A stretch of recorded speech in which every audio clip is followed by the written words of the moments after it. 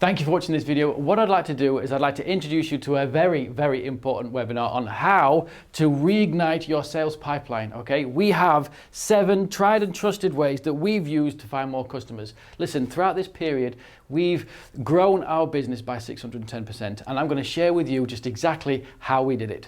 We're going to cover partnerships, how to nurture them and use them to the best ability. We're also going to cover LinkedIn messages. We're going to cover Facebook ads and how to nurture people inside those and turn them into customers. We're also going to go and tell you how to use the phone properly, what you need to be doing to get people to actually pick up the phone and respond to your calls. We'll look at video marketing, and I'm going to show you some of the things that we do day to day to put forward our value proposition, and as well, not forgetting email marketing. We forget about this, but it's still a very important part of our digital tools as well. And of course, being Be More Social, you'll be hearing how we put forward our social media ads and how we gather and collect data to actually make it work.